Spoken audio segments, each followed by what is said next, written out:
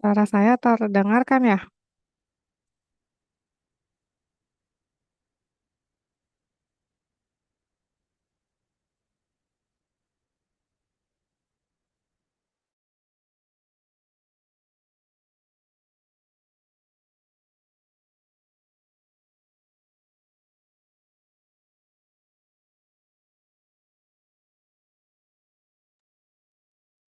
Baik, hari ini kita akan belajar tentang boolean value, operator logika, dan kondisional atau percabangan. Sebelumnya kan sudah pernah dibahas ya di pertemuan kemarin tentang boolean value sama operator. Nah, hari ini kita bahas lebih detail ya tentang ini. Kita akan mulai dari boolean value terlebih dahulu. Boolean value ini adalah variabel yang pertama kali diperkenalkan oleh George Boole. Makanya namanya boolean ya, diambil dari nama belakang penemunya. Nah, pada Python, tipe data boolean ini punya dua nilai, false dan true. F-nya besar, T-nya besar. Nilai ini bukan string walaupun dia bentuknya huruf, tapi dia adalah boolean ya. Jadi beda dengan string. Dia adalah nilai spesial hanya untuk variabel boolean. Nah, tipe data boolean ini biasanya dipakai dalam percabangan untuk menentukan kode mana yang dijalankan atau dieksekusi. Misalnya kita membuat program yang mengecek apakah sebuah angka itu genap atau ganjil. Kan kayak gini ya kira-kira angka. Misalnya kita angkanya 6 gitu. Terus kalau angka dibagi dua itu habis, maka dia genap. Selainnya dia ganjil, gitu kan ya. Nah, namanya percabangan, nggak semuanya dilakukan, hanya salah satu aja. Kayak misalnya kita lagi jalan-jalan, terus lewati percabangan gitu ya, ada dua belokan misalnya. Ada yang belok ke kanan, ada yang belok ke kiri. Kan kita nggak mungkin melewati keduanya ya. Pilih salah satu mau belok kanan kah atau belok kiri kah. Sama seperti itu, di pemrograman juga nggak dua-duanya dilakukan, tapi hanya salah satu aja. Nah, sesuai dengan kondisi yang di sini. Ini nanti hasilnya akan bolehan, bisa salah, bisa benar. Kalau benar, yang ini dijalankan. Kalau salah, maka yang ini yang dijalankan.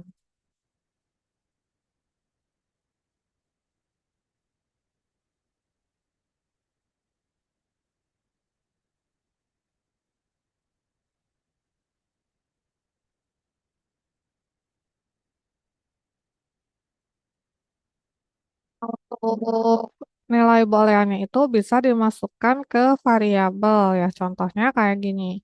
Silahkan dibuka Python-nya. Kita pakai yang Google Colab aja ya, biar lebih mudah.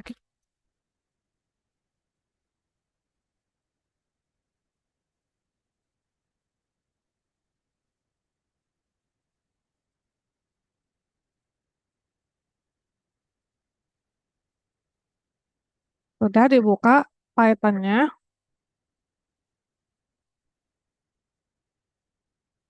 Ya. Kita akan mulai dari membuat variabel dulu ya. Misalnya variabel satu. Terus dia diisi dengan nilai boolean. Lihat nih ya. T-nya itu besar ya. Kenapa harus besar? Karena seperti ini contohnya. Misalnya kayak kecil ya. Nanti akan ada error.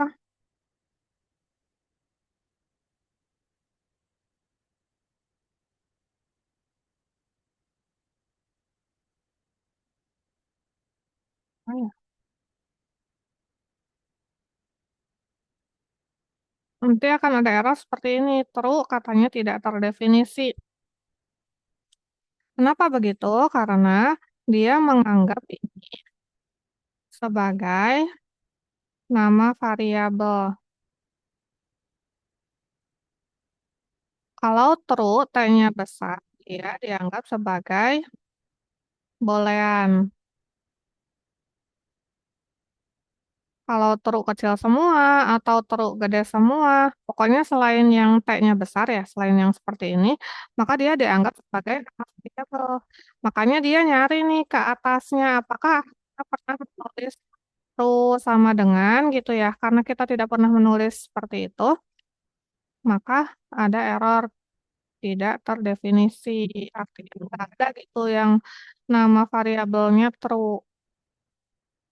Gitu, makanya T-nya harus besar ya. Kalau T-nya besar, lihat dia berubah jadi warna biru. Jadi dia dianggap sebagai nilai gitu ya, bukan sebagai variabel. Keduanya false. Sama false juga F-nya harus besar.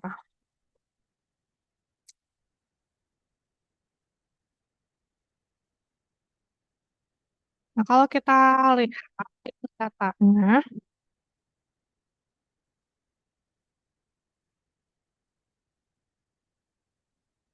nah dua-duanya tipe datanya ya berarti yang var 1 dan var 2 itu adalah tipe data boolean.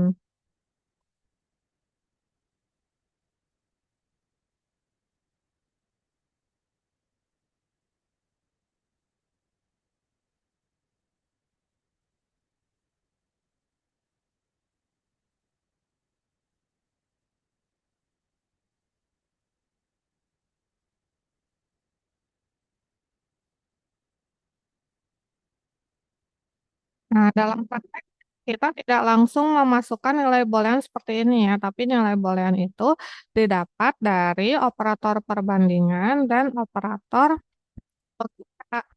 Contohnya kayak gini, misalnya var 3 ya, var 3 itu 12 kurang dari 9 misalnya. Terus var 4 itu eh, misalnya 12 kurang dari 9 or 10 lebih dari 7. Terus kita print si var 3 dan var 4 juga kita print tipe datanya ya.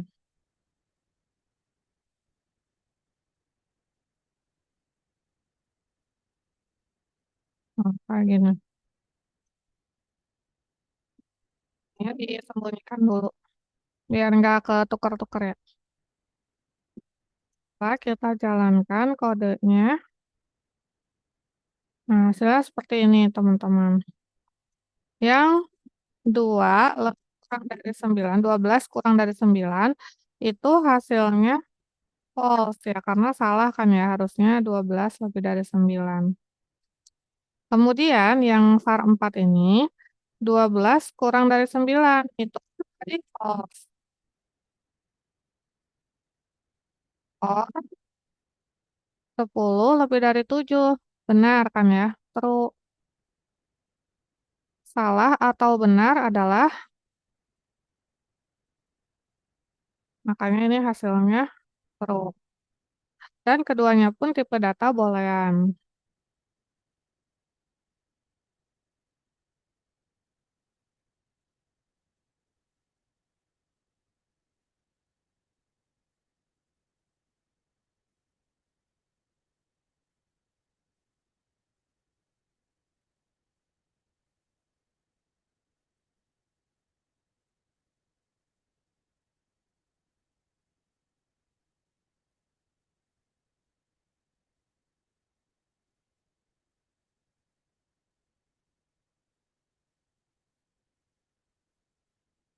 Nah, coba sekali. Ya.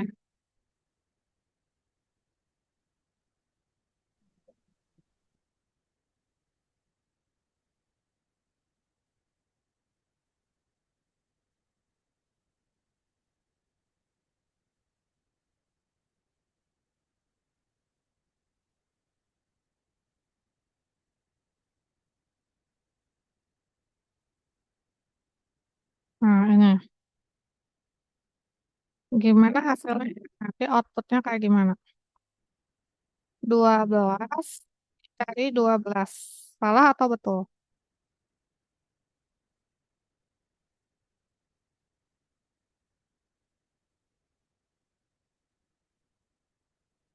12 lebih dari 12. Salah atau betul?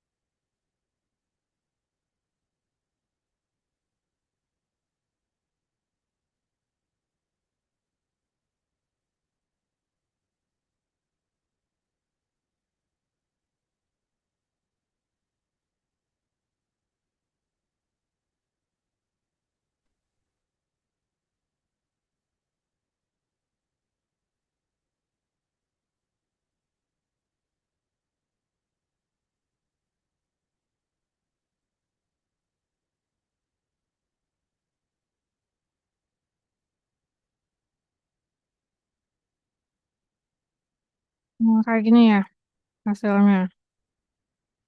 12 lebih dari 12 itu salah. Kenapa ini betul? Karena 12 ada lebih dari sama dengannya. Ada sama dengannya. Dan itu sama dengan apakah 12 lebih dari 12 atau 12 sama dengan 12. Ini kan tadi salah ya. Salah atau benar hasilnya? Benar. Maka ini benar ya. Kemudian A besar sama dengan A kecil. Hasilnya adalah salah. Karena yang huruf besar itu tidak sama dengan huruf kecil ya. Atau biasa dengan disebut dengan case sensitif ya.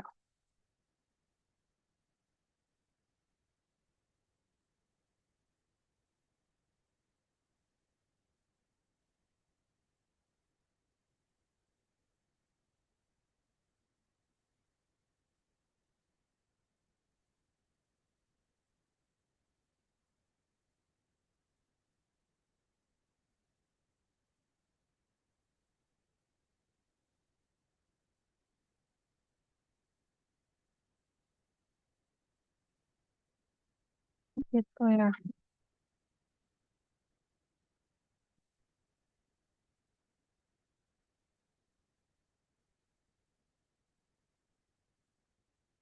Nah, biasanya variabel boolean itu tidak dipakai sendiri ya, tapi biasanya dipakai di percabangan atau di perulangan yang while.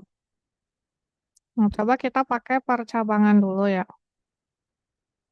Misal, kita mau mengetahui mana bilangan yang lebih besar, A atau B. Misalnya A-nya 12, B-nya 10.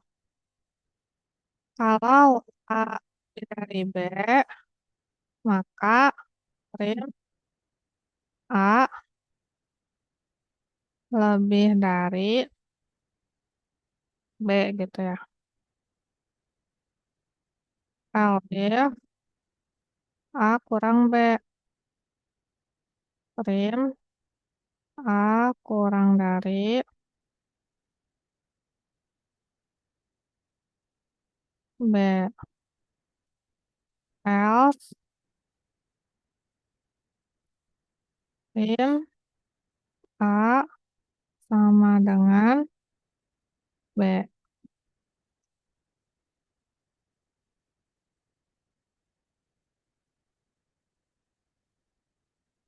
Nah, begini hasilnya 12 lebih dari 10. Kenapa seperti itu? Karena di sini nanti akan menghasilkan nilai boolean, yaitu 12 lebih dari 10. Apakah benar? Benar. Maka ini yang di print. Kalau udah ketemu satu yang benar, maka yang ini tidak akan dilakukan. Cukup satu aja. Kalau misalnya kita ganti jadi dua, maka hasilnya yang ini dua lebih dari 10. Hasilnya kan false ya. Maka ini tidak di print. Dia ngecek kondisi selanjutnya yang ini. 2 kurang dari 10. Hasilnya 10. Maka yang ini yang di print. Sedangkan yang ini tidak perlu dilakukan lagi. Nah, misalnya sama ya dua-duanya.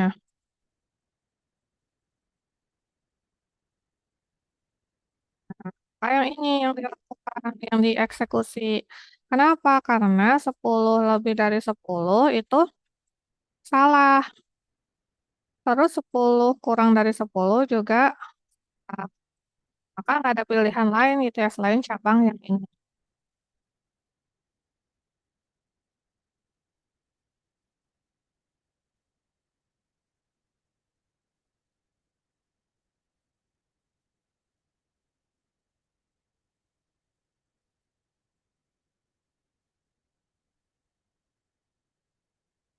Gitu teman-teman. Sampai sini ada yang mau ditanyakan dulu.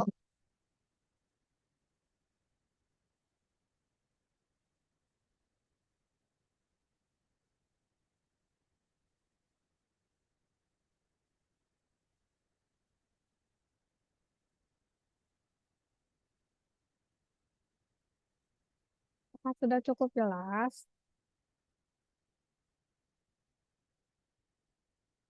Jelas, Bu. Oke.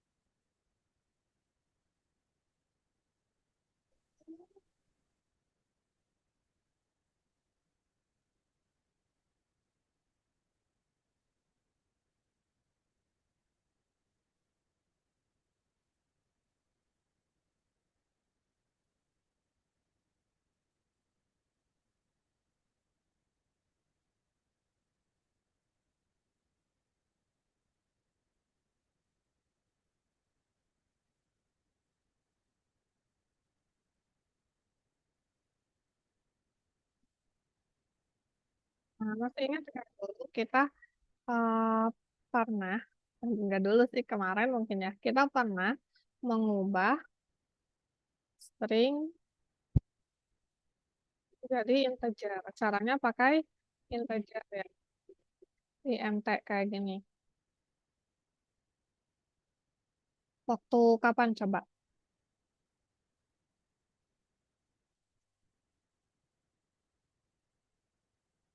Tuh, misalnya kita menerima input ya.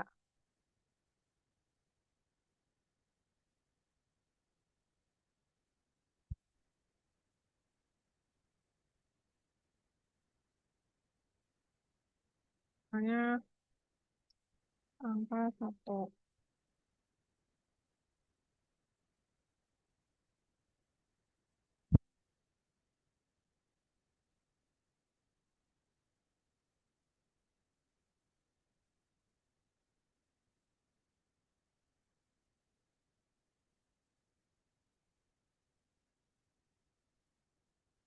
Kayak gini.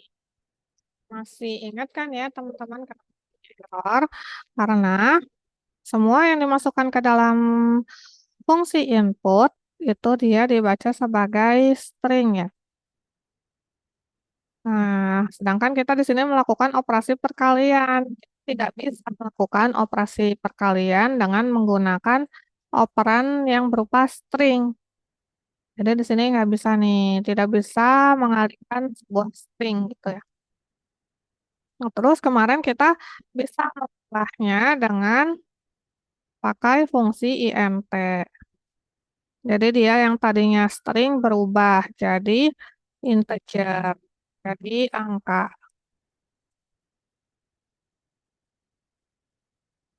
Nah, eh,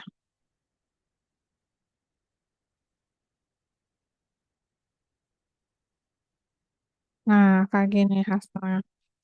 9 kali 8, 72. Itu. Nah, untuk boolean juga ada fungsinya, yaitu bol. Misalnya ya, kita punya var 1 isinya nalar. Dan var 2 isinya umurnya misalnya. Terus coba kita print type var 1 dan type var 2. Setelah itu, kita ubah var 3 misalnya bol dari var 1. Var 4 itu bol dari var 2. Kita print var 3 dan var 4 juga di print type-nya.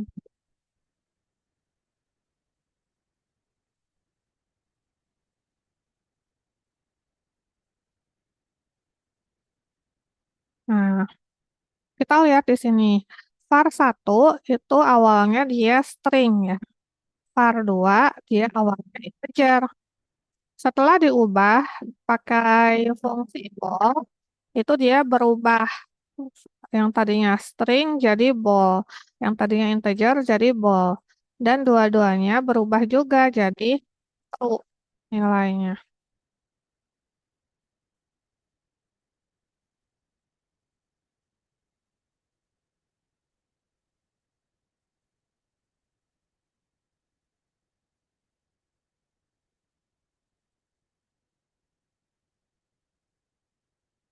Ya jadi true. Kenapa nggak jadi false? Karena apapun ya, apapun yang dimasukkan ke dalam fungsi bol, dia akan bernilai true. Kecuali, kecuali nol, nol, false. Bukan nol ya kalau di Python non. Oh, string kosong, baik yang kutip 2 atau kutip 1, tuple kosong, list kosong, dan dictionary kosong.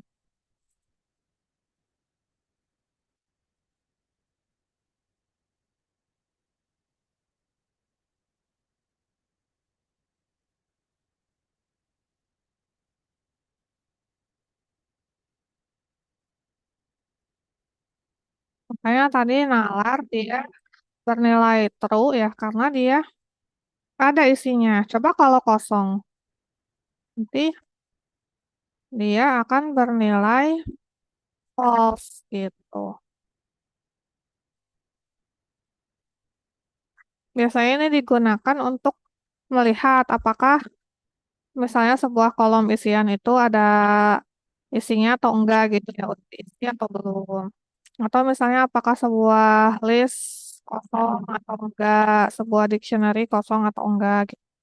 Biasanya dipakai buat ngecek itu ya.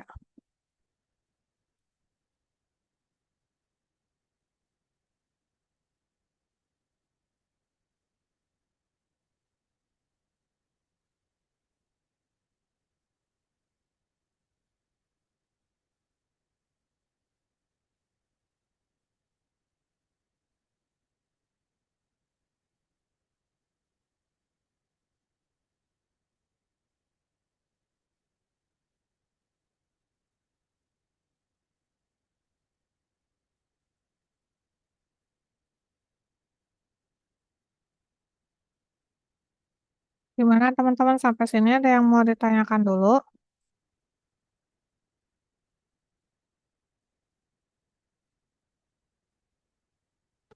Belum ada, Bu. Oke.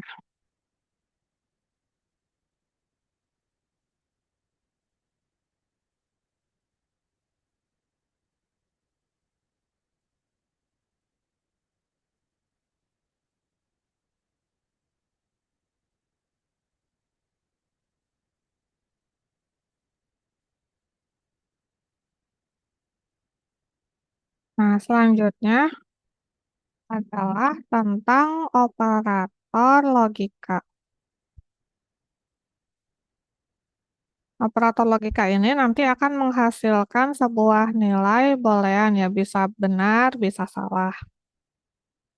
Operator logika disebut juga dengan operator boolean karena dia akan menghasilkan nilai boolean. Dalam Python itu ada tiga operator logika yaitu dan atau and ya, or dan not. Kalau and dia akan mengembalikan output kalau dua-duanya, dua statementnya sama-sama benar. Kalau or dia akan mengembalikan nilai true kalau salah satu minimal ada satu statement yang benar. Maka dia me, apa ya kebalikannya? True jadi false, false jadi true. Nah, untuk lebih memahami ini, kita harus memahami tabel kebenarannya. Misalnya ada dua statement yaitu P dan Q. Mungkin tonton pernah belajar di logika matematika ya. Misalkan ada empat kemungkinan pasangan ya. Bisa benar-benar, bisa benar salah, atau salah benar, atau salah-salah. Hmm. Sekarang kalau dan misalnya dan P dan Q, maka dia akan bernilai benar kalau dua-duanya benar. Ya, berarti ini benar dan benar adalah benar. Benar dan salah adalah salah. Salah dan benar itu salah. Apalagi salah dan salah ya, salah. Or, or akan bernilai benar kalau minimal ada satu yang benar. Benar atau benar itu adalah benar. Benar atau salah itu adalah benar. Salah atau benar dia benar. Tapi kalau salah atau salah dia salah. Kalau not, misalnya not P ya, dia kebalikannya benar jadi salah, salah jadi benar.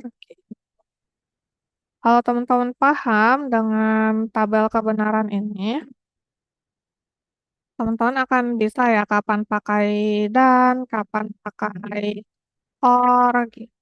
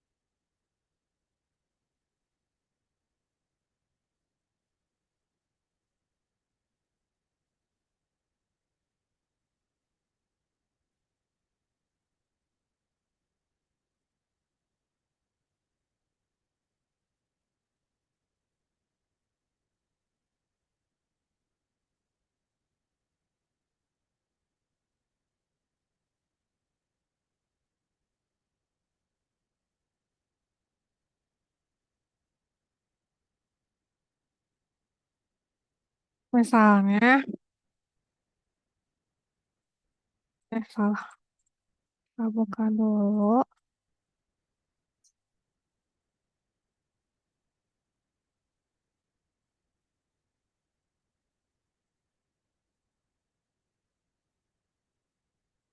Di sini kita bikin kode baru ya.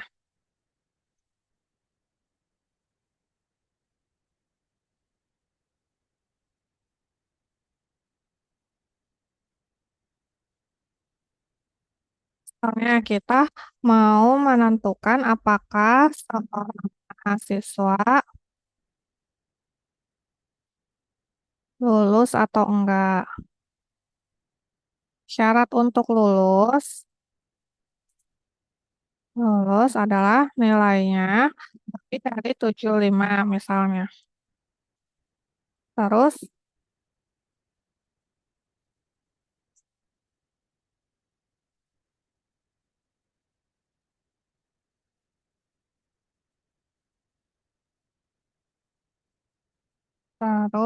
absennya lebih dari 80%.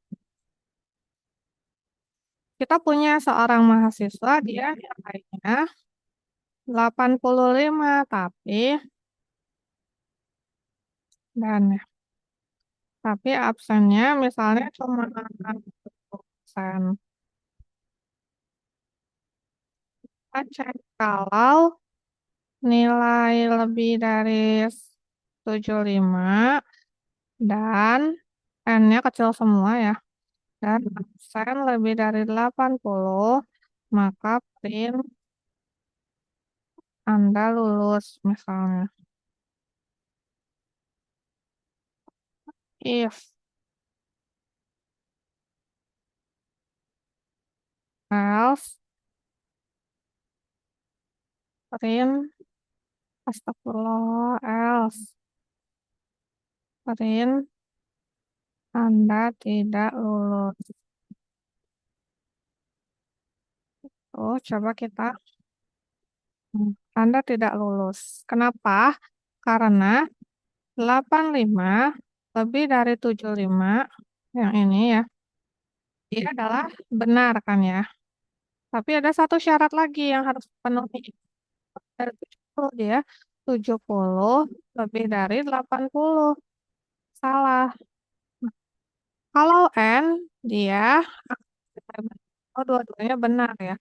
True dan false artinya dia false. Maka kondisi ini tidak terpenuhi. Kalau kondisinya false, yang ini tidak dilakukan. Maka yang dilakukan adalah yang ini. Kalau misalnya absennya 100% misalnya, maka Anda lulus. Kenapa? Karena dua kondisi ini terpenuhi dua-duanya. Nilainya lebih dari 75, absennya juga lebih dari 80. Maka yang ini yang dilakukan. Ini tidak.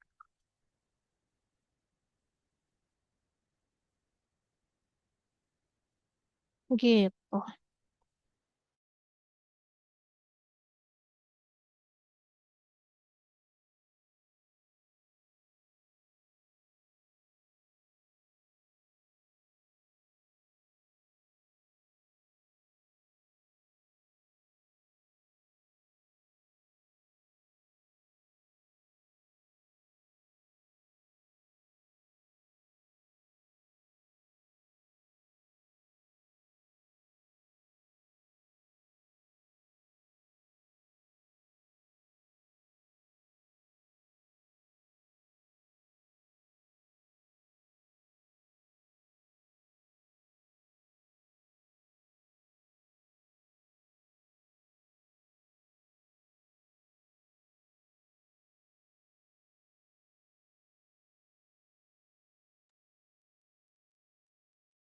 Gitu, teman-teman. Intinya untuk operator logika, teman-teman harus memahami tabel kebenaran tadi ya.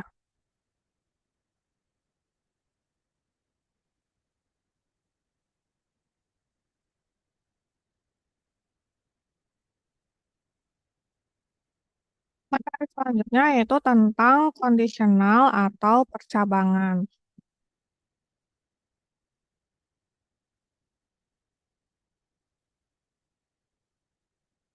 Nah, kondisional dalam pemrograman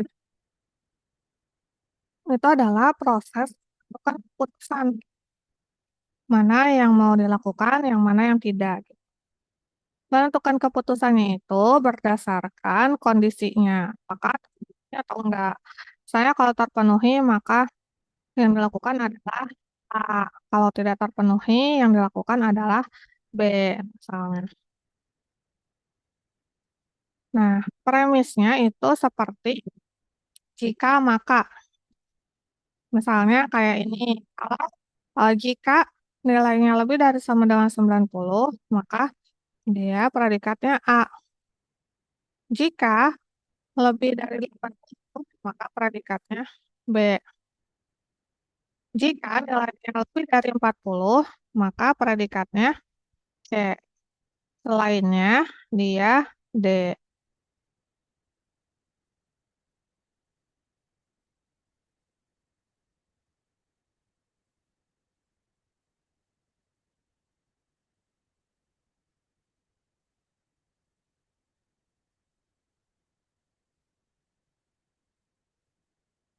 Nah, contohnya di kehidupan sehari-hari gitu ya. Kalau kita mau mengakses misalnya Facebook gitu, maka dia mengecek dulu kondisinya apakah sudah login atau belum. Kalau belum login, dia menampilkan formulir login ya. Kita disuruh menginput email dan passwordnya. Tapi kalau misalnya sudah login, dia akan menampilkan halaman beranda gitu ya atau FYP.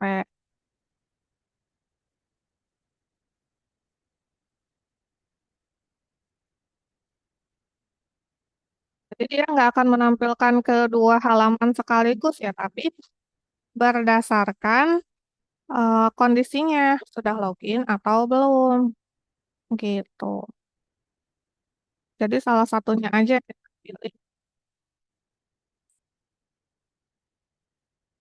Dalam pemrograman Python untuk percabangan itu ada tiga ya, yaitu if, elif, dan else. If itu untuk kondisi pertama, else itu untuk kondisi terakhir ya. Misalnya ada n kondisi berarti else itu di yang ke n gitu. Elif itu dari 2 sampai n minus 1. Jadi di tengah-tengah gitu ya.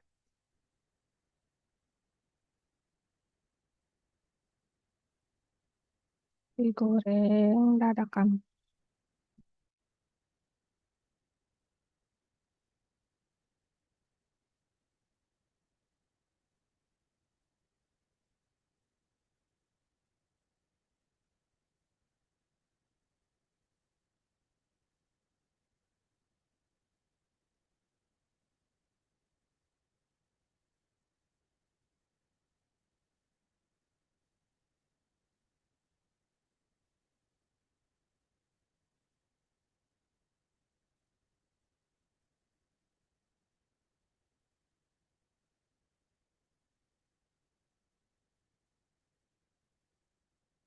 Nah ini sintaksnya. Jadi if kecil semua.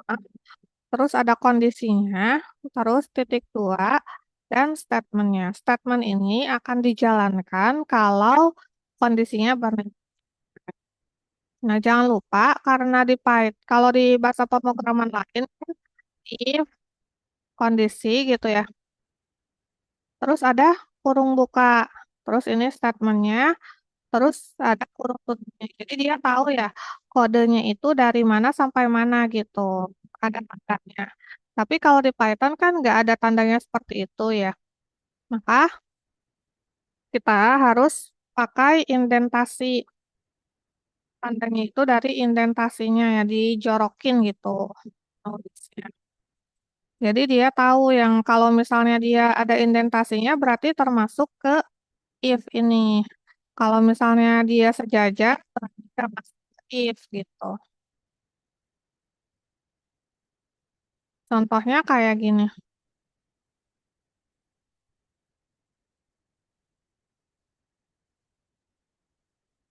Aku nggak. Hmm, Contohnya kayak gini ya.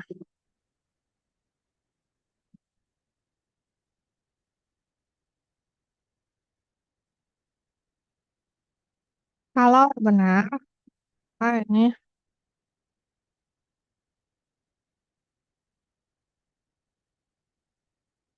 Kalau salah,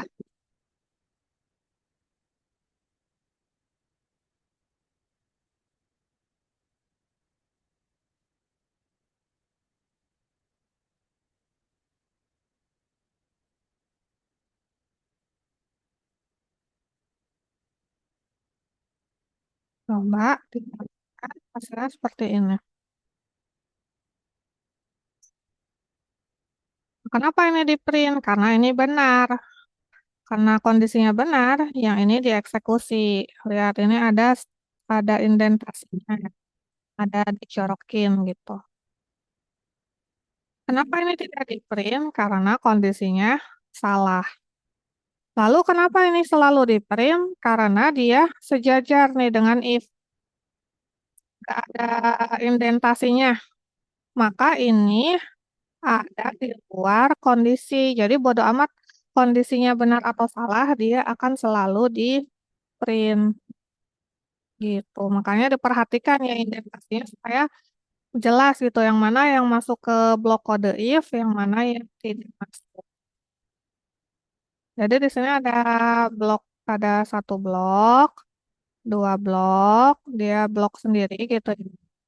Dan ini juga sendiri di luar if.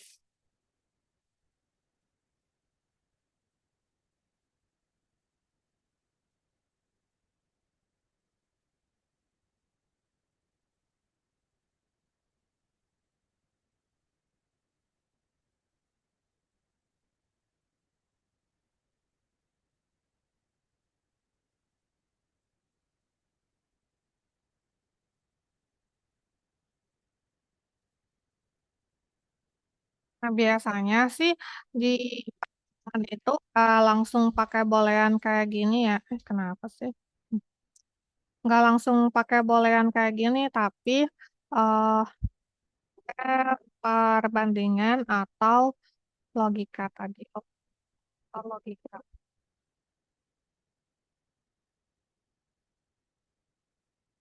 Dan namanya percabangan ya harusnya ada lebih dari satu cabang. Jadi ini cuma contoh sederhana.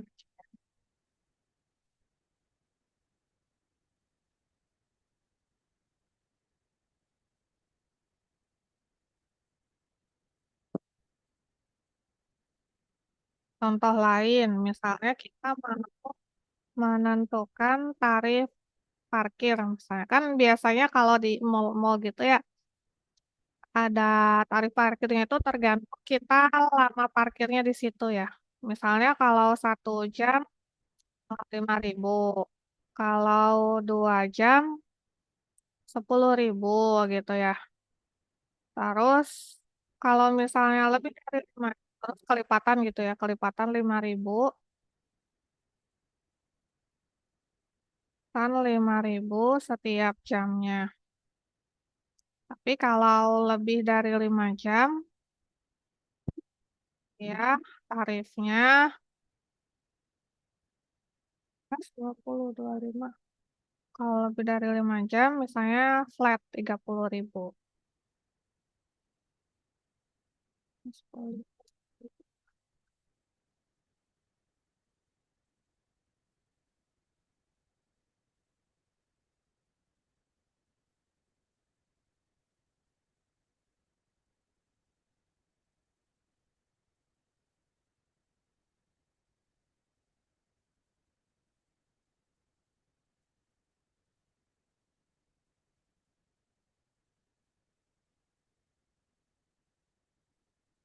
Nah, caranya gimana?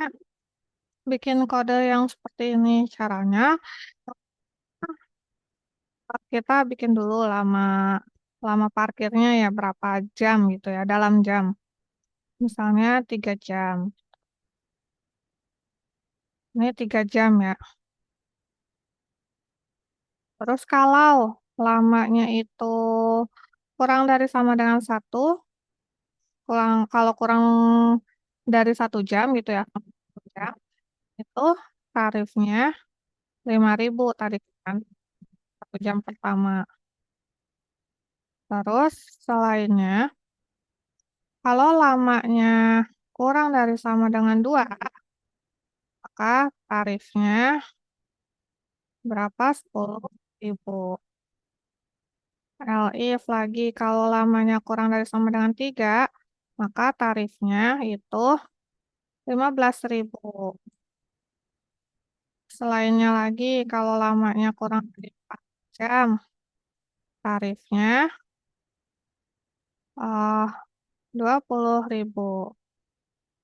LIF lagi, kalau lamanya kurang dari sama dengan 5 jam, 5 jam, maka tarifnya 25.000.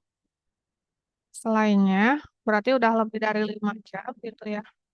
Tarifnya 30.000. Kemudian kita print juga, print tarif parkir Anda adalah misalnya hmm, tarif.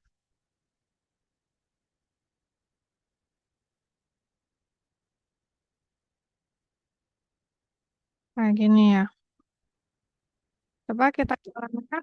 Nah, hasilnya adalah 15.000. Kenapa 15.000? Karena dia mengecek kondisi dari awal ya, dari yang ini. Apakah 3 kurang dari sama dengan 1 salah kan? Maka ini tidak dijalankan. Cek lagi kondisi kedua. Apakah 3 kurang dari sama dengan 2 salah? Maka ini juga tidak dilakukan. Apakah 3 kurang dari sama dengan 3? Betul, maka ini dilakukan. Teman-teman perhatikannya setiap ini ada indentasinya nih, dijorokin ya. Jadi tahu yang mana yang masuk ke if ini, yang mana yang enggak. Teman-teman perhatikan juga di sini yang pertama adalah if, yang terakhir adalah else, selainnya yang di tengah-tengah else. Nah, kalau if dia ada kondisinya ya, kalau else juga ada kondisinya, tapi kalau else tidak ada. Kenapa tidak ada? Karena ya nggak perlu mengecek kondisi lagi, pasti dia tidak memenuhi kondisi ini, tidak juga memenuhi kondisi ini, dan ini. Jadi nggak perlu dicek lagi gitu ya.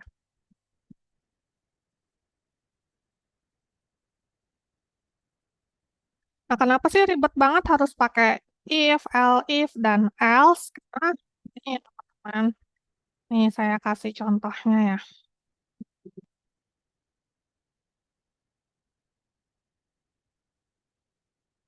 Misalnya gini,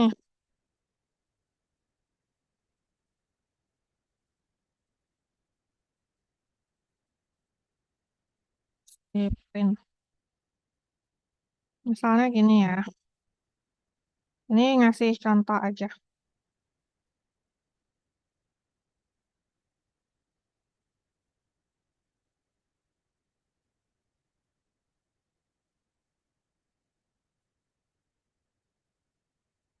Nah, misalnya gini, sarankan, lihat. Sering, sering, malah 3 yang di print. Padahal kan kita pengennya kalau dia 3 jam lama parkirnya harusnya kan 15.000 ya. Tapi yang 20 sama yang 25 di print juga.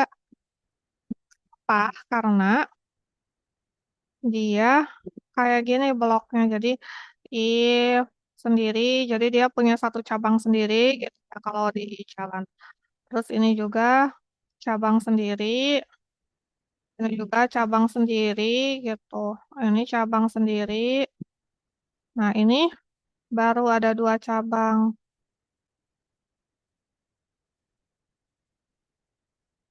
Jadi if itu menandai dimulainya sebuah cabang gitu. Karena ini sendiri, ini sendiri, ini sendiri, jadi nggak saling berkaitan gitu. Mereka mengecek kondisinya sendiri-sendiri. Makanya harus pakai elif ya. Harus pakai elif kayak tadi.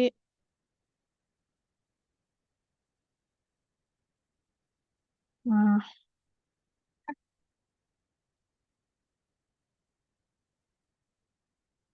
nah,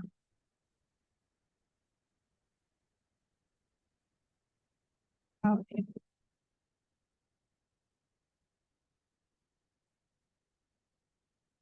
Kalau pakai elif, dia jadi bercabangnya satu gitu ya. Jadi kayak satu pohon lah istilahnya gitu. Jadi ini cabang kalau kurang dari satu, ini cabang kalau kurang dari dua, ini cabang kurang dari tiga, kurang dari empat, kurang dari lima, kurang dari, dan selainnya gitu ya, lebih dari lima. Jadi nggak semua cabang dilalui, hanya satu cabang aja. Misalnya dia udah menemukan jalannya di sini gitu ya, ya udah dia nggak perlu menelusuri jalan yang lain gitu. Makanya ini eh, diberinya cuma satu.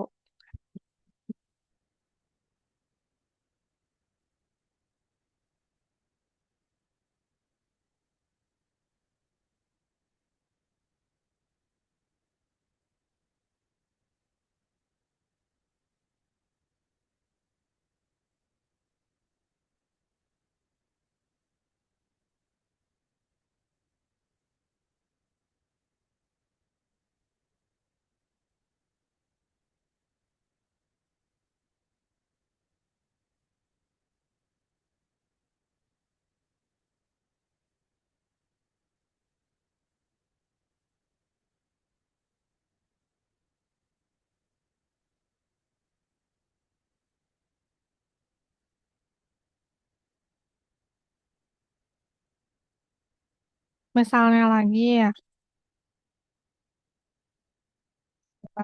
ya kita mau bikin game ya, mengkombinasikan percabangan dengan input. Game tebak angka.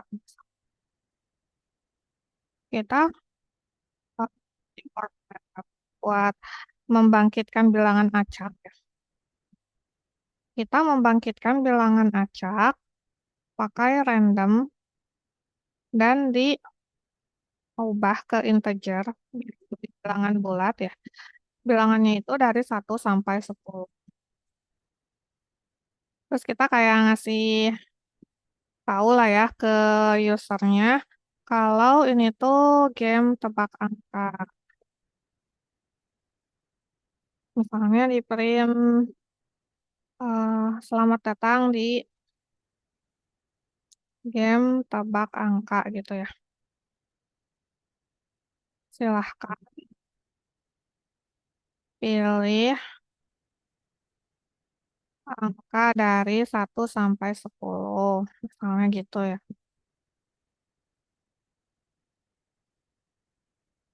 Terus kita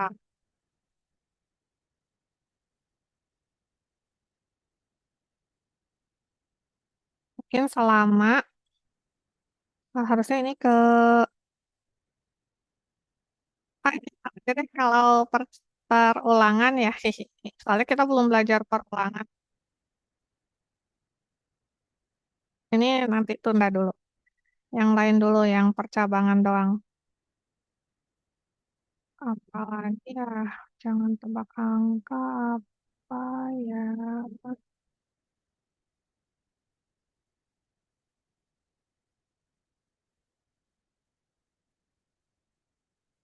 Diskon misalnya. Bisa nggak ya?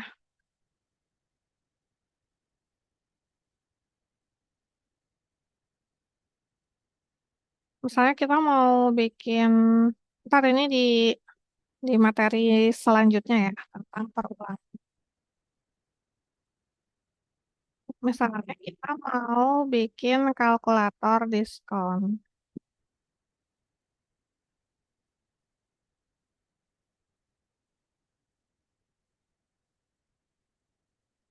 Diskonnya itu dari total belanjaan, kita input aja ya.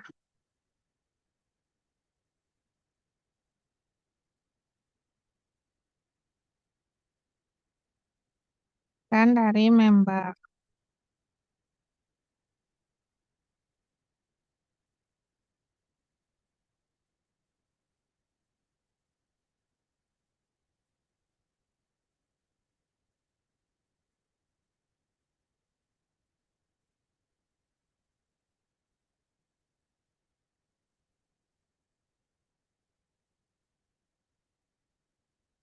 Terus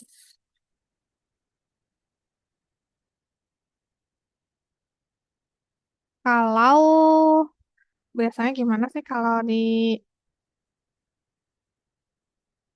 Indomaret? Di Indomaret kan suka nanya ya, apakah punya member gitu? Iya, membernya sama dengan Y. Kan kita tadi disuruh milih ya Y atau N. Kalau membernya Y, dia punya member gitu ya, dicek lagi. Kalau belanjanya lebih dari misalnya 200.000, 1, 2, 3, maka dia diskonnya 15% misalnya.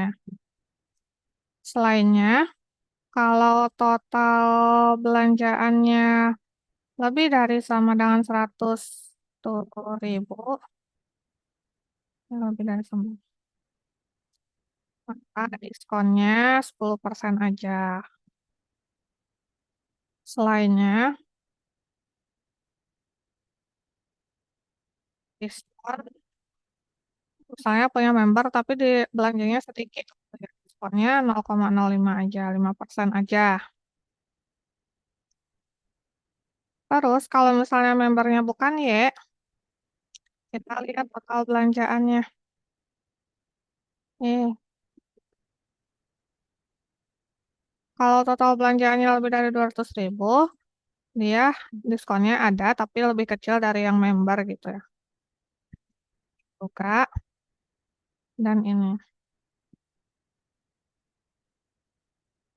Terus kita hitung harganya. Harga sama dengan total belanja dikali diskon, total belanja dikurang gini ya.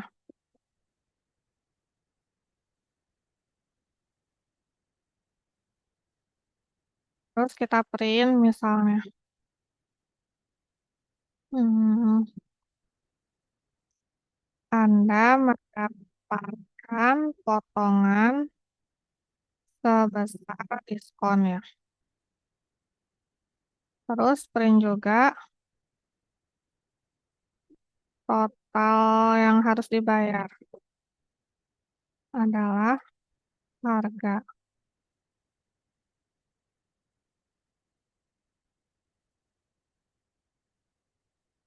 Coba kita jalankan. Misalnya kita habis 350.000. Ya kan punya member.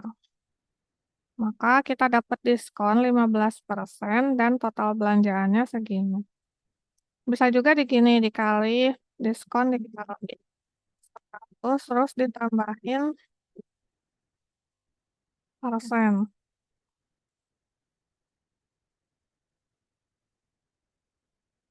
Hmm,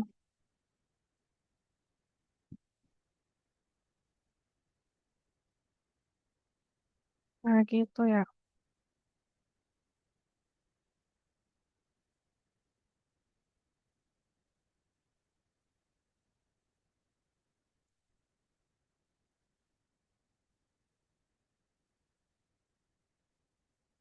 Nah, ini adalah contoh percabangan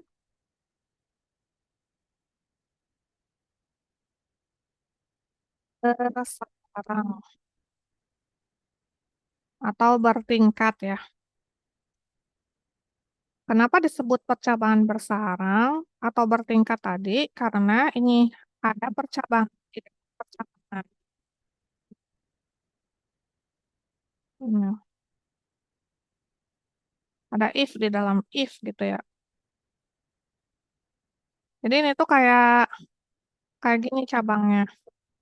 Apakah yes atau no gitu ya punya member atau enggak. Terus yang ya juga bercabang lagi. Yang total belanjaannya lebih dari 200, lebih dari 100, dan selainnya. Itu kan bercabang lagi. Dia ada cabang di dalam cabang gitu ya. Kan kalau di pohon juga tidak hanya satu cabang ya, Pak. Ada banyak kan. Gitu. Nah, di pemrograman juga tuh, tuh bisa ada cabang di dalam cabang gitu.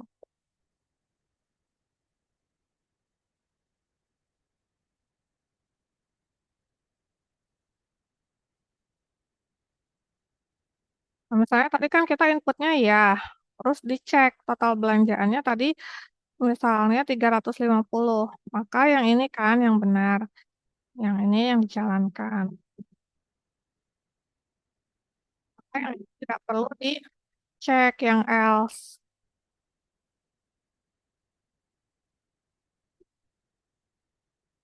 Kalau misalnya membernya nol, berarti yang ini yang dieksekusi dicek lagi kondisi satu-satu gitu.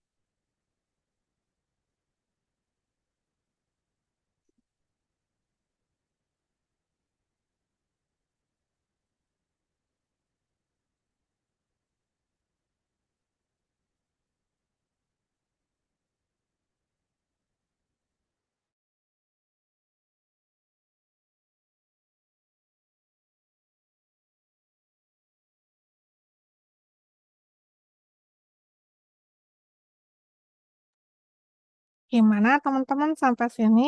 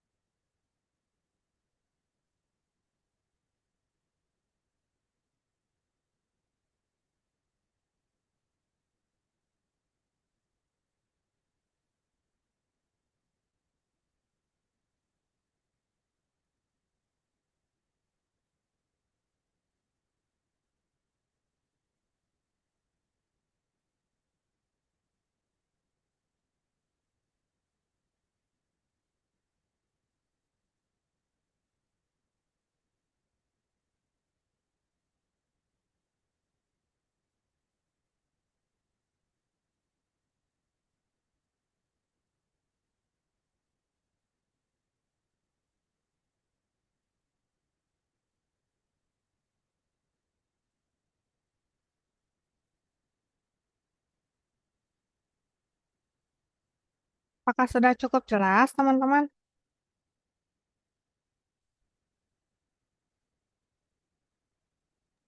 Sudah jelas, Bu. Oke, Jelas, Bu. kalau paham segera bertanya ya teman-teman.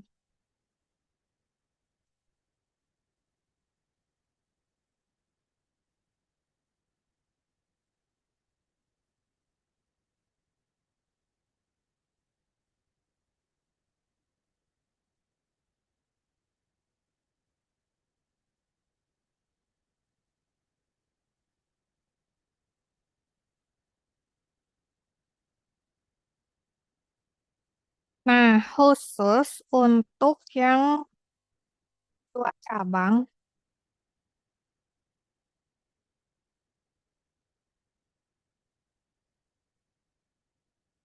kalau selain dua cabang, yang kayak tiga cabang atau empat cabang dan seterusnya tidak bisa pakai ini ya.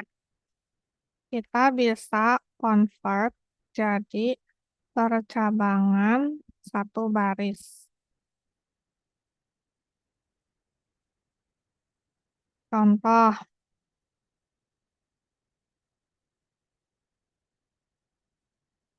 Tadi kan ada nggak ya di sini? Oh, nggak ada ya. Ini misalnya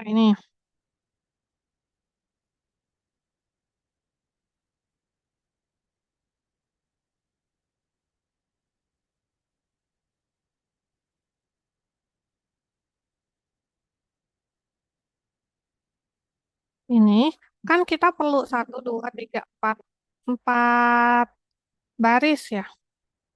Nah, kita bisa convert jadi satu baris. Caranya kayak gini. Ini cuma di kotak-atik letaknya doang ya. Eh, print Anda lulus kalau ini. Selainnya, apa yang di print? Selainnya, print Anda tidak lulus. Nah, sama kan hasilnya.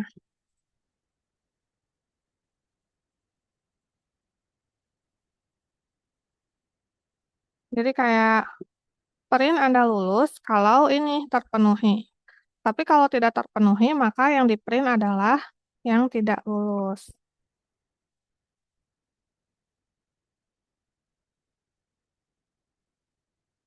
Atau misalnya ada angkanya 9.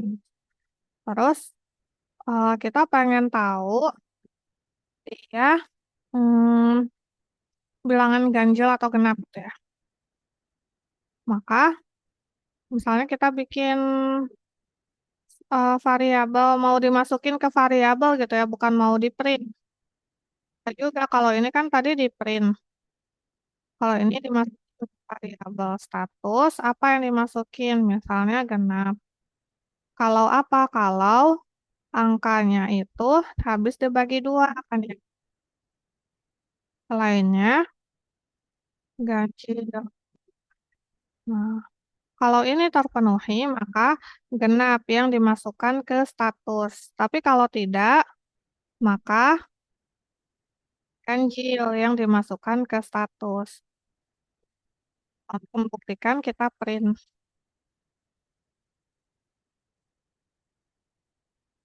Nah, itu. Jadi yang dimasukin ke daftar status adalah yang ganjil karena yang kondisinya ini tidak terpenuhi.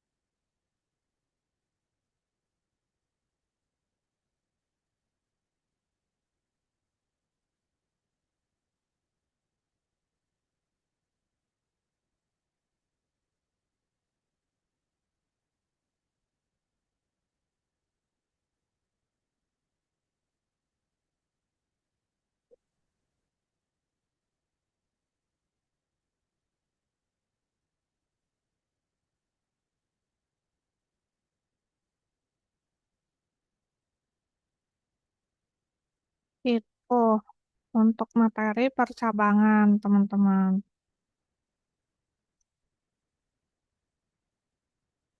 Coba kita latihan ya. Kita diminta melengkapi kode. Kode ini akan menampilkan Hello World akan mengeksekusi ini kalau A-nya lebih besar dari B. Berarti ini diisi apa ya?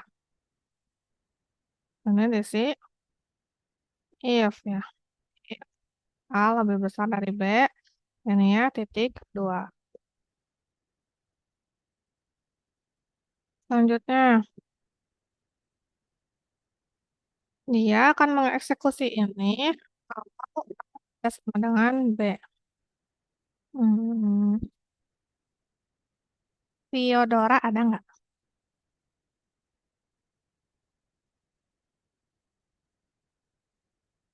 Theodora.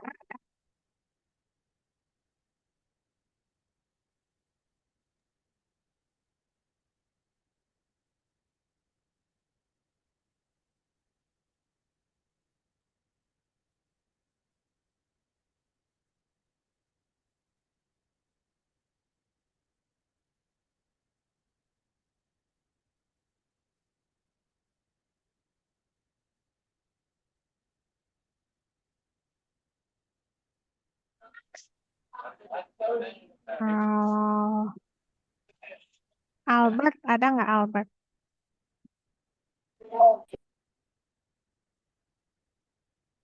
Albert ada.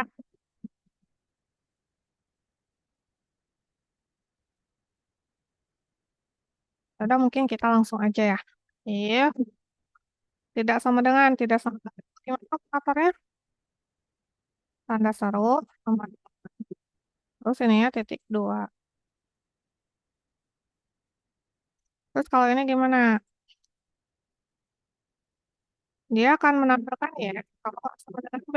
Berarti ini if A sama dengan ya. Sama dengannya ada dua. Karena ini untuk membandingkan, bukan untuk ngasih nilai ke variabel. Ini titik dua. Terus ini else. Jangan lupa titik dua.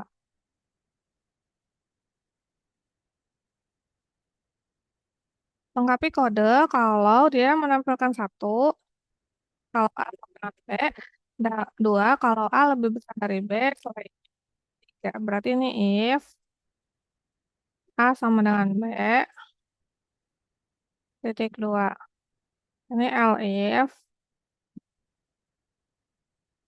A lebih besar dari B. Ini else.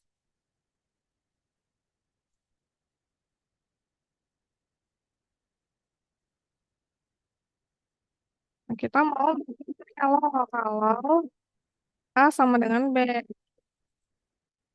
sama dengan, atau ornya kecil dua-duanya. Ini ya sama dengan.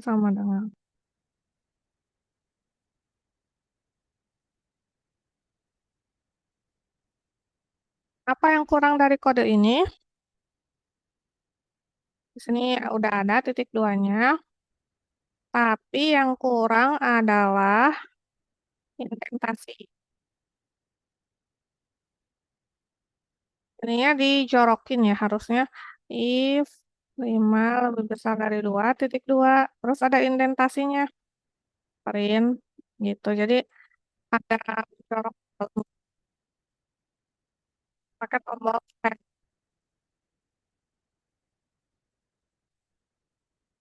Oh, nah, kita diminta mengubah ini jadi percabangan series. Gimana? Kita apa yang mau dulu yaitu print kan ya. Kita tulis print. Ngeprint apa? Ngeprint yes. Kalau if 5 lebih dari 2. Kalau 5 kalau 5 kurang dari 2 gimana?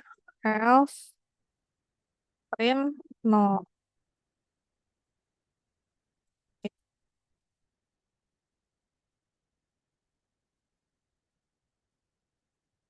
Eh, itulah ya.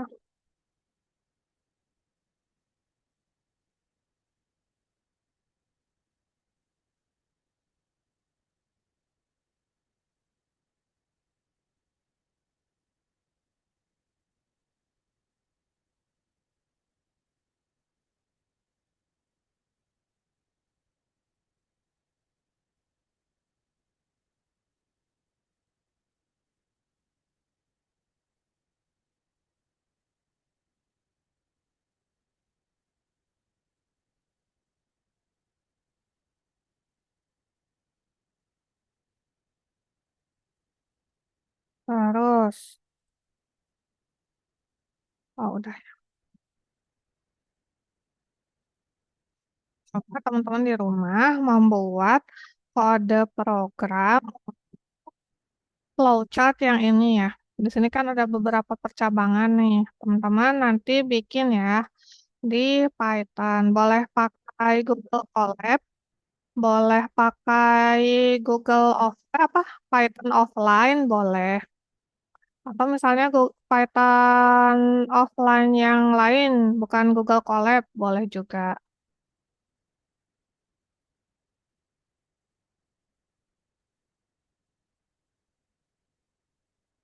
Nanti minggu depan dikumpulkan ya. Terus nanti kita akan bahas bersama-sama.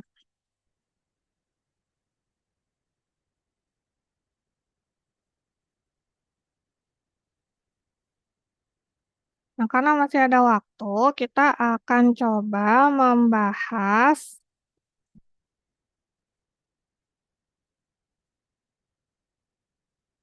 membahas materi yang kelima supaya kita nyicil gitu ya. Kalau bisa sih tidak ada pengganti ya.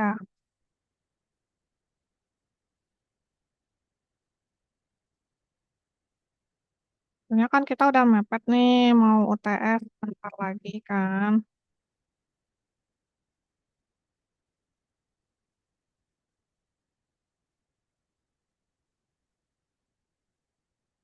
Nah, materi kelima itu yaitu akan membahas tentang perulang- perulangan sama tipe data list. Kita akan coba untuk yang perulangan dulu ya.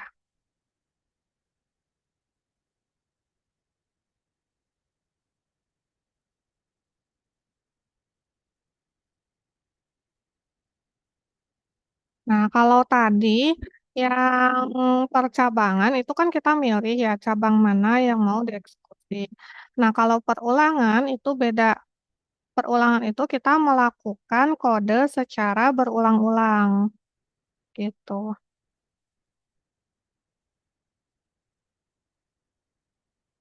Nah, di Python kita ada tiga cara untuk melakukan perulangan yaitu for, while, dan fungsi rekursif. Nah, kita akan bahas yang for dan while terlebih dahulu ya. Untuk yang fungsi rekursif nanti akan dibahas di materi fungsi. Nah, perulangan for pada Python itu adalah perintah yang digunakan untuk melakukan iterasi. Iterasi itu kayak perulangan gitu ya, dari sebuah nilai sequence atau data koleksi. Bisa berupa string, bisa berupa list, atau tuple.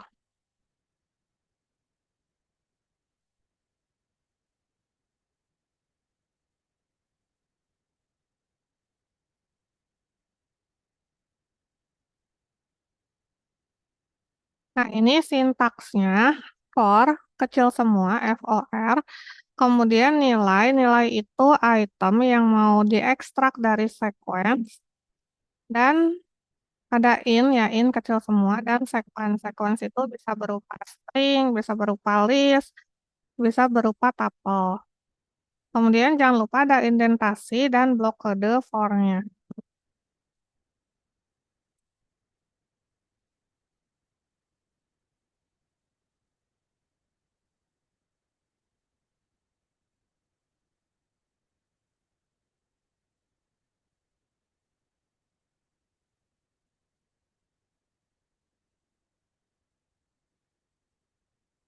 Nah, contoh mungkin ya.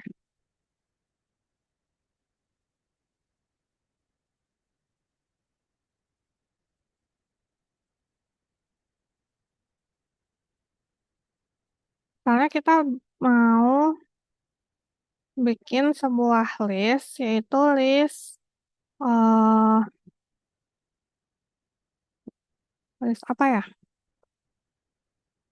List kota aja kan, list kota. Isinya Jakarta, Bandung,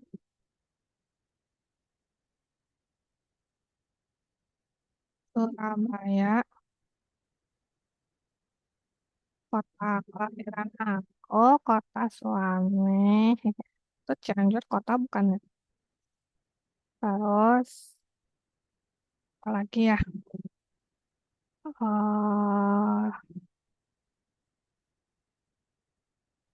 Misalnya segini dulu aja ya.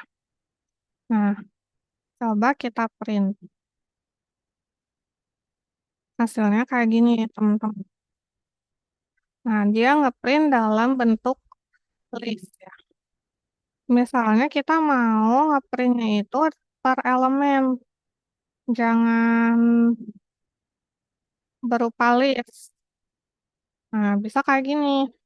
For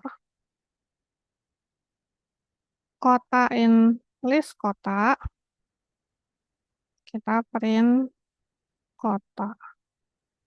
Nah, beda kan ya hasilnya kalau ini yang tadi langsung di print, yang ini kita ngeprint satu persatu elemennya. Jadi di sini kan kita punya list kota ya. Nah, terus kita punya variabel baru namanya. Nah, karena di sini masuk ke perulangan, di iterasi pertama itu dia menunjuk ke elemen pertama, yaitu Jakarta. Maka kota ini itu diisi ke eh, yang ini, yang elemen pertama diisi ke kota. Jadi Jakarta.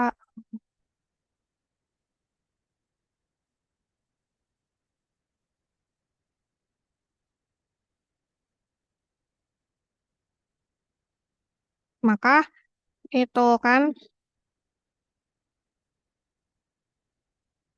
di print Jakarta yang ini. Terus diulang lagi di perulangan yang kedua, di iterasi yang kedua, dia menunjuk ke elemen selanjutnya gitu. Terus dimasukin ke kota, jadi diupdate. Kota yang tadinya Jakarta diupdate jadi Bandung. Terus di print lah Bandung. Sudah selesai nih kode yang di block for-nya, masuk ke iterasi ketiga. Penunjuknya geser ke yang ketiga. Terus dimasukin ke kota. Jadi terupdate gitu yang tadinya Bandung jadi Surabaya gitu. Dan seterusnya ya, sampai setiap elemennya itu ke print.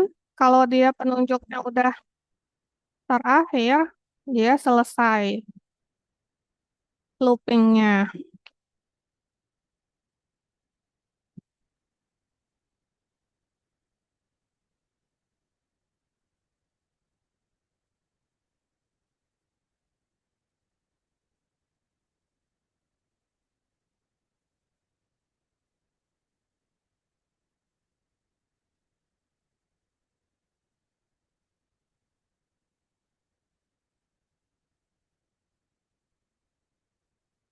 Nah, ini perulangan for untuk list. Bisa juga untuk string, untuk tuple juga bisa ya. Nah, misalnya di sini kita mau untuk tuple ya. Untuk dictionary, sorry. Misalnya kita punya keranjang belanja yang isinya ada beras. Beras sekarang harganya berapa ya? 80.000 misalnya. Terus ada apa lagi? Gula. Sekarang harganya berapa? 15 mungkin ya? Udah lama nggak beli. Terus minyak. Minyak 1 liter sekarang berapa ya? 35.000 mungkin ya. Benar nggak? Pokoknya gitu lah ya. Terus apalagi telur. Telur 30.000 sekarang.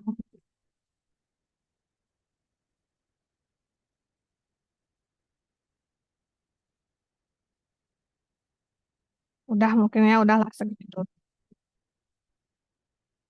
Terus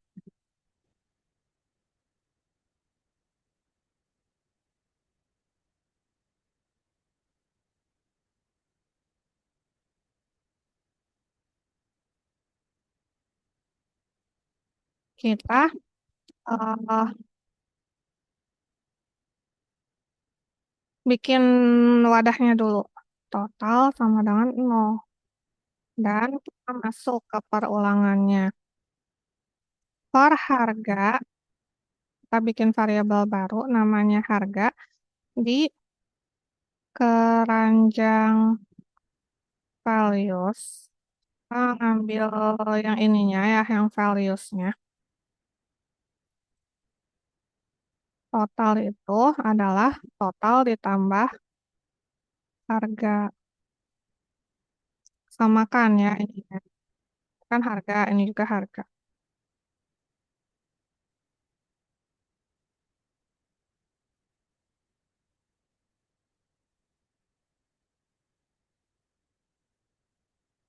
Kalau mau ditampilkan juga bisa selama selama perulangan kita ngeprint juga. Ngeprint misalnya kita mau barang eh keranjang, di print keranjangnya. Oh sorry sorry ini ya barang. Jadi dua gitu ya yang mau diekstrak yaitu barangnya dan harganya.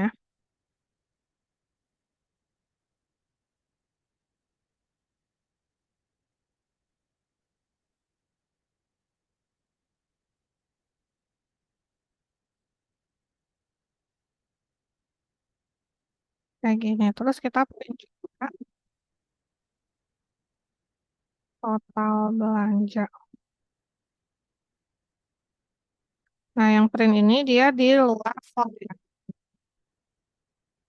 Hmm, beras. Ini harusnya ada koma.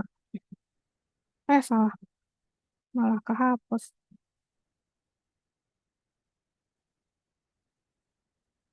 Oh, keranjang value. Oh, bukan value atau kan dua yang di ekstrak. Nah,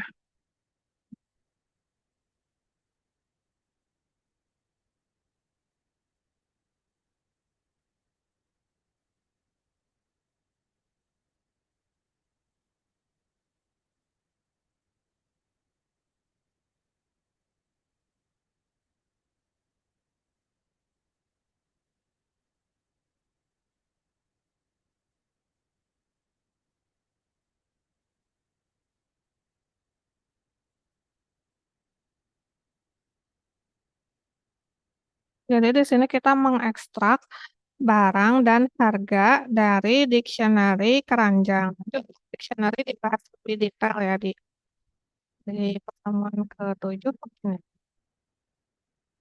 Terus udah gitu, kita ambil harganya. Harganya ditotalkan. Jadi di perulangan pertama kan dia menunjuk ke elemen pertama ya. Harganya itu adalah beras. Harganya itu 80.000. Terus di print ya barang dan harganya. Setelah itu ditotalkan. Total sama dengan total ditambah harga. Kan awalnya totalnya sama dengan 0 ya. Berarti 0 ditambah 10.000. Jadi 80.000. Udah ya, ini udah. Maka masuk ke iterasi selanjutnya. Itu totalnya diupdate ya, yang tadinya 0 jadi 80.000. Setelah itu penunjuknya berpindah ke selanjutnya. Nah, itu yang ini. Nah, barangnya diupdate yang tadinya beras jadi gula. Harganya juga diupdate tadinya 80.000 jadi 15.000. Udah di print terus ditotalkan total ditambah harga totalnya kan tadi 80.000 ditambah 15.000 jadi 95.000. Nah, totalnya diupdate ya yang tadinya 80.000 jadi 95.000. Ini udah masuk ke iterasi kedua yaitu penunjuknya bergeser ya ke minyak. Jadi barangnya diupdate, harganya juga diupdate. Barangnya yang tadinya gula jadi minyak. Terus harganya tadinya 15.000 jadi 35.000. Ini udah di print, terus ditambahkan 95.000 ditambah 35.000. Jadi 130.000 ya.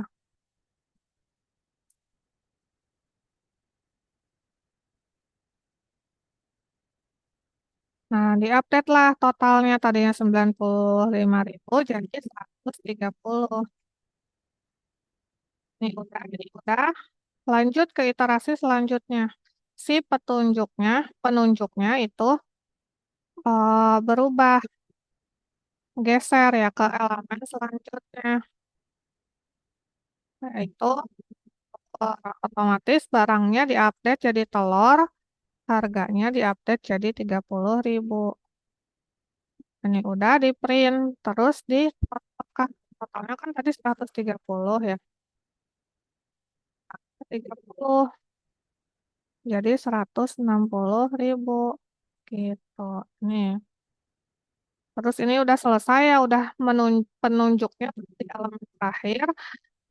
Berarti perulangannya udah selesai nih, yang blok ini sudah selesai. Lanjut ke yang ini.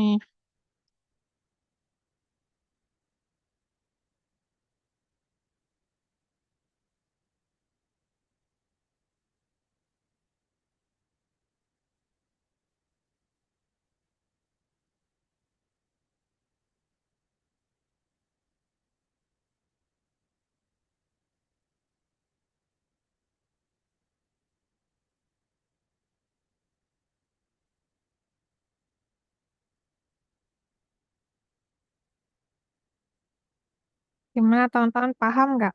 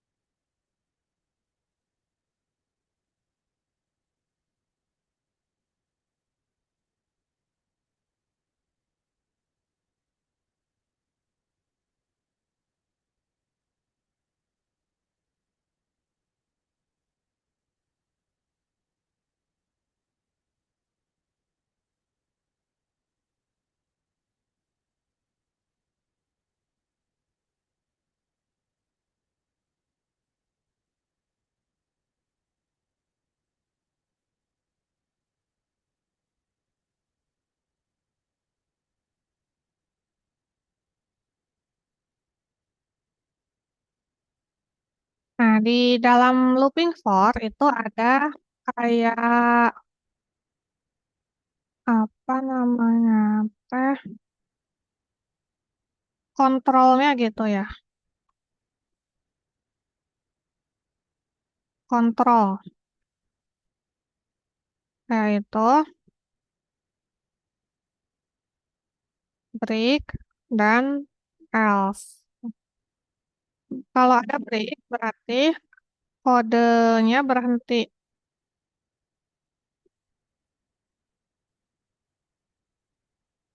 Kalau else itu dia akan dijalankan kalau looping sudah selesai.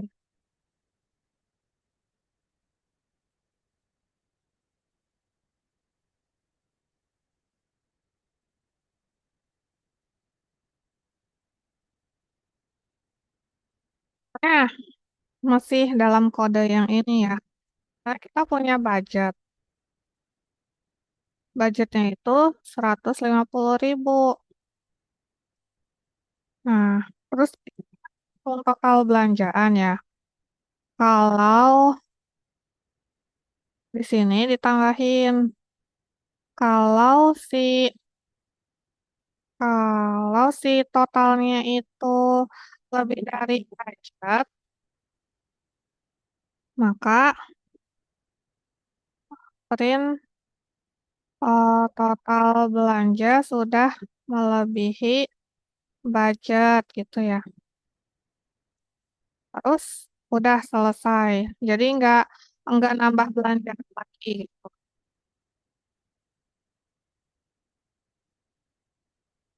Terus else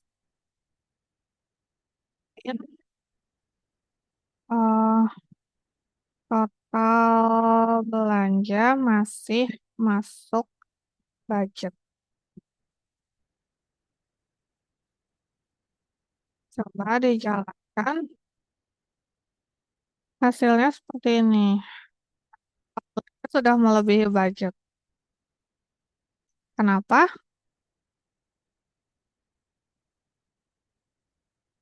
Karena tadi total belanjanya berapa tuh? 160.000 ya.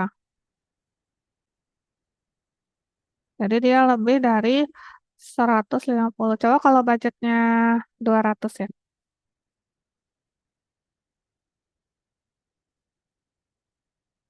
Nah, total belanja masih masuk. Jadi gini, teman-teman. Kan kita tadi mengekstrak barang dan harga ya dari dictionary keranjang. Terus kita totalkan harganya. Tadi sudah dijelaskan ya langkah-langkah cara mentotalkan harga. Nah, kalau yang lebih dari budget, maka print ini dan selesai. Jadi dia terus-menerus menjumlahkan harga dan mengecek ya apakah sudah lebih atau belum dari budgetnya. Nah, kalau kepencet. Kalau blok yang ini, blok 4 ini sudah selesai, maka dilakukan ini. Tapi kan udah selesai ya, tapi masih di dalam budget ya. Maka yang ini yang di print, ini enggak di print. Oh, total belanja masih dalam budget. Misalnya, budgetnya itu 100.000.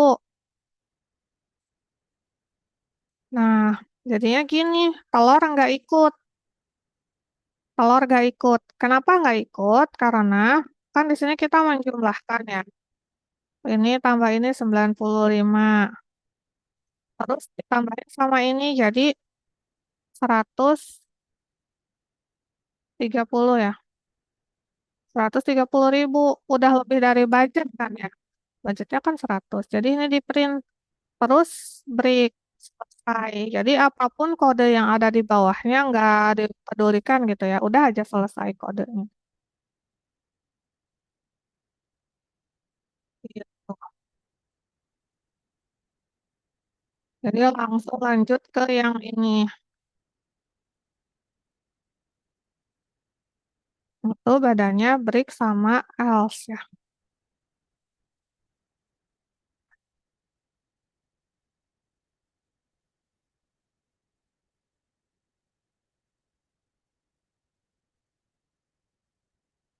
Ini aku bisa share.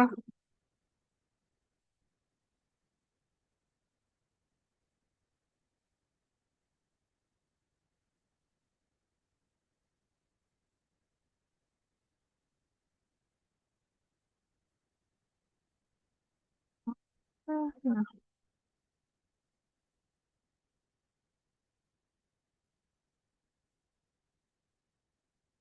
itu saya kirim link Google Colab-nya ya supaya teman-teman bisa belajar lebih lanjut.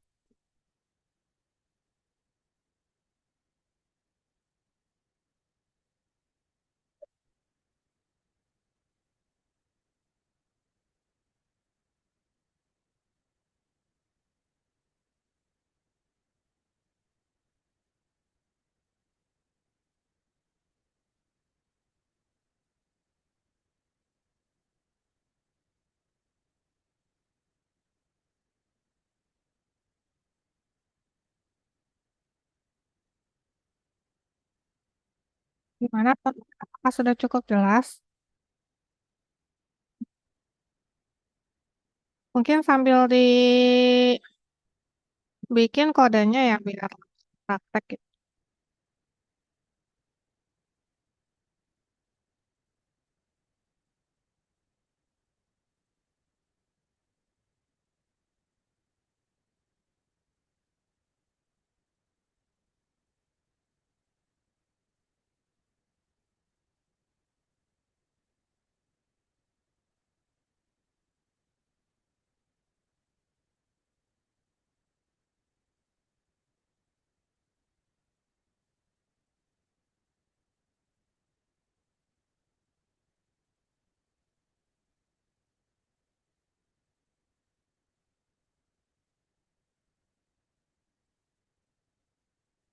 Nah, kalau gitu kita akan coba yang while ya. Tadi kan perulangan pakai for. Sekarang perulangan pakai pakai while. Nah, bedanya apa? Bedanya kalau for dia tahu berapa kali iterasi harus dilakukan. Misalnya yang tadi dia harus menunjuk dari awal sampai akhir, berarti 4 kali perulangan gitu ya. Kan di sini ada 1, 2, 3, 4. Yang ini berarti berapa kali? 1, 2, 3, 4, 5, 6, 7. 7 kali perulangan. Nah, kalau while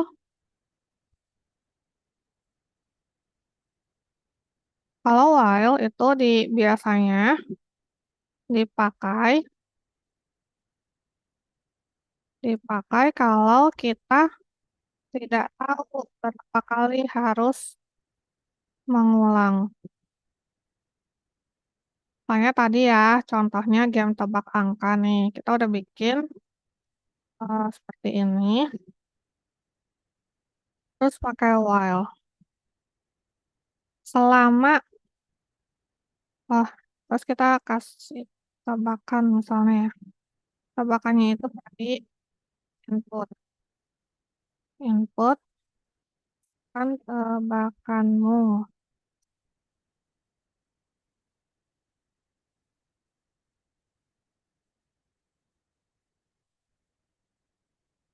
Selama tebakannya itu, apa sih salah terus? Tebakannya itu tidak sama dengan angka ya.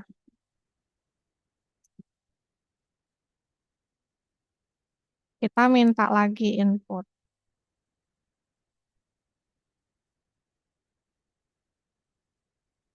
Soalnya tebakanmu salah.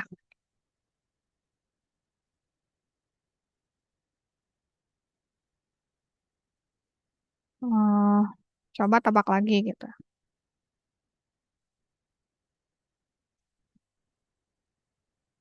Kayak gini. Nah, selamat datang di game tebak angka. Tadi 8, salah. 5, salah. 3, 4, salah juga. Ada 7, 6, 5. Nah, benar berarti 5. Ya. Kan kalau kayak gini kita nggak tahu ya. Usernya sekali masukin benar bisa jadi. Atau misalnya udah 10 kali masukin salah juga gitu kan. Kita tidak bisa menentukan perulangannya berapa kali. Maka di sini kita pakai kondisi gitu untuk menentukan kapan selesainya gitu ya, kapan perulangannya selesai. Bukan seperti for tadi. Hmm. Ini juga bisa dimodif lagi, misalnya dikasih keterangan gitu ya. Hmm, Misalnya dikasih if tebakan kurang dari angka, maka print tebakanmu terlalu kecil gitu ya. Tebak-tebak lagi. Terus kalau tebakannya lebih dari angka, print tebakanmu terlalu besar. Coba tebak lagi. Selainnya, print elif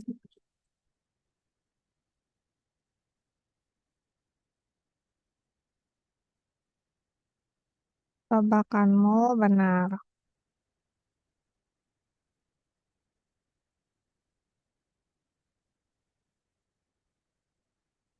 Nah, misalnya aku nebak 9. Wah, terlalu kecil. Berarti ya 10.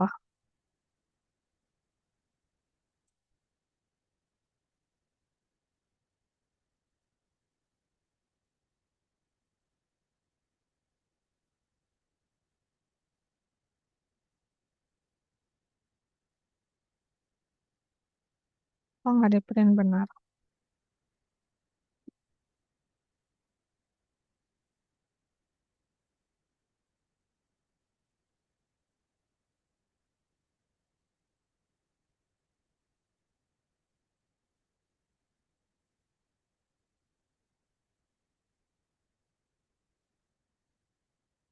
Oh, atau ininya gini.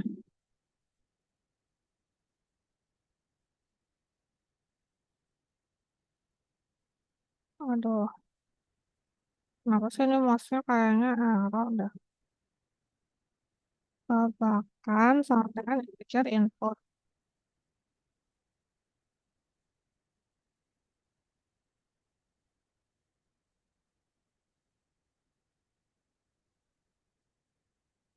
Ya di print aja coba ya.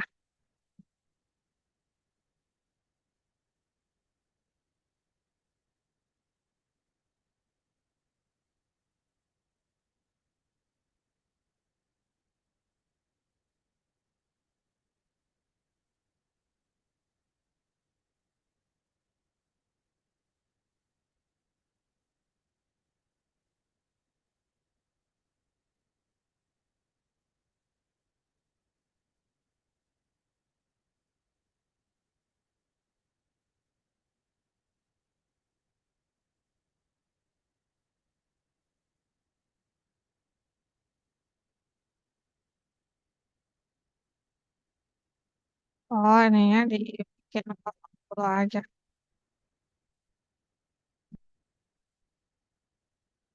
Coba ya. Tiba-tiba tebakanmu salah. Coba masukkan tebak.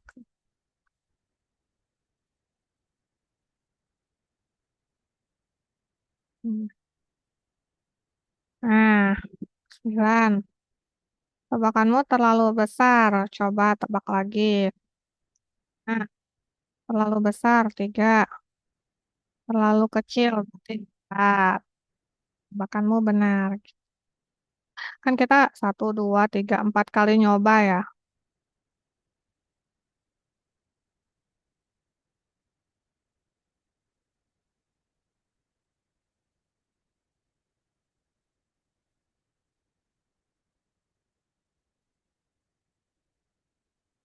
Gitu. Nah, coba kita eh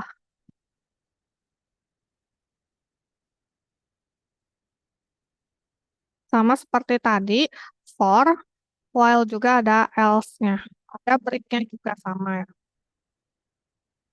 Coba kita tambahkan di sini ada tantangannya, yaitu batas. Kita cuma bisa nyoba 3 kali gitu ya.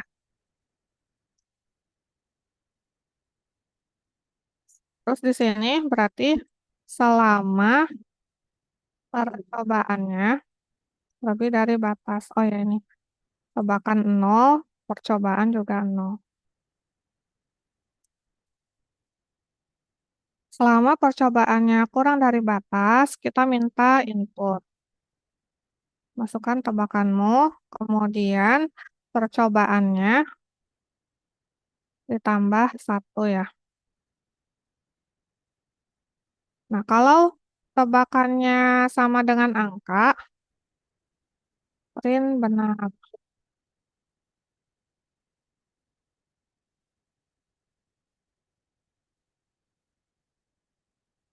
Bisa, nggak usah lah ini aja yang tadi aja. Nah, terus, perhatikan ya, else.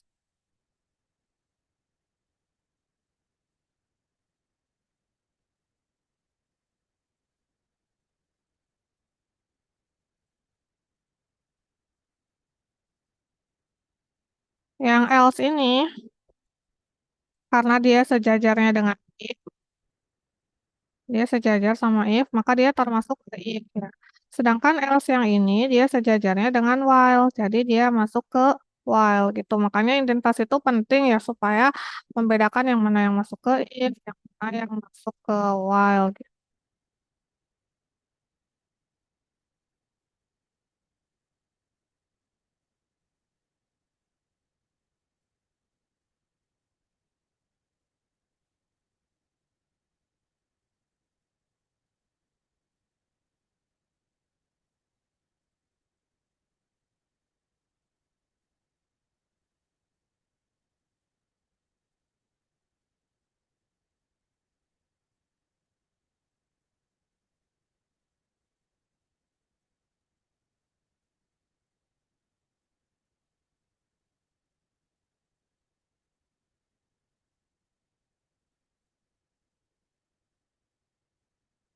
Kita coba.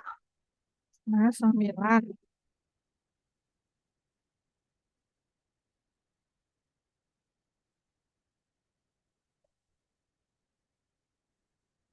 Terlalu besar. 7. Terlalu besar. 5. Nah, tapi kesempatannya udah habis. Jadi blok else ini akan dilakukan kalau while ini sudah selesai. Kapan selesainya ini? Kalau percobaan kurang dari batas. Ini nggak bisa ditambahkan break ya. Jadi kalau udah benar selesai gitu.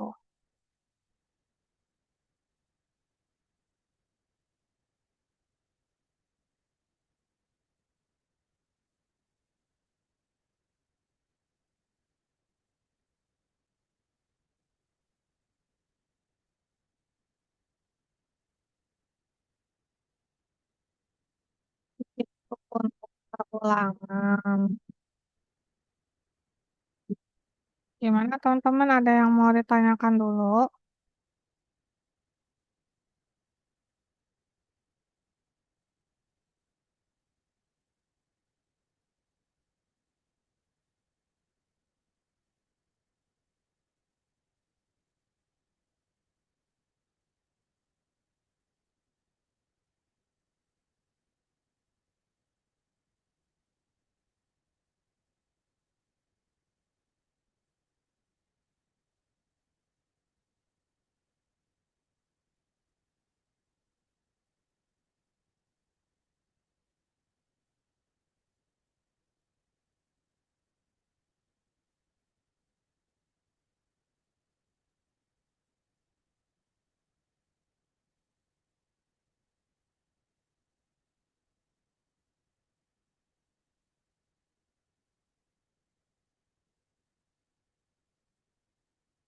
Aduh, salah. Oh tidak. Eh.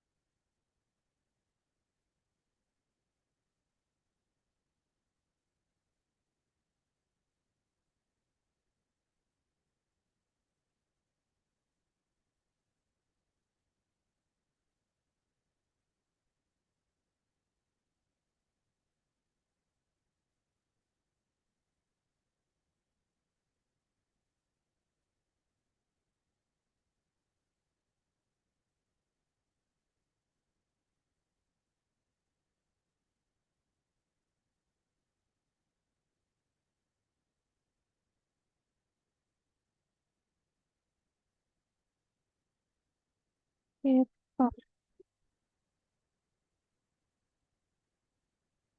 Itu untuk perulangan for sama while ya.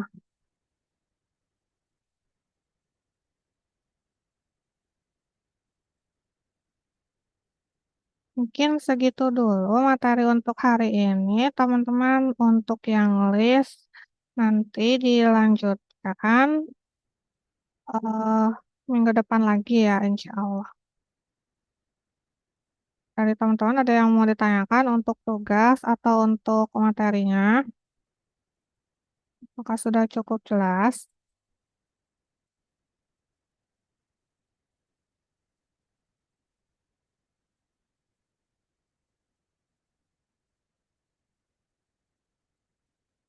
Oke, kalau gitu kita cukupkan aja ya untuk pertemuan hari ini. Terima kasih ya semuanya. Assalamualaikum warahmatullahi wabarakatuh. Selamat sore. Sama-sama.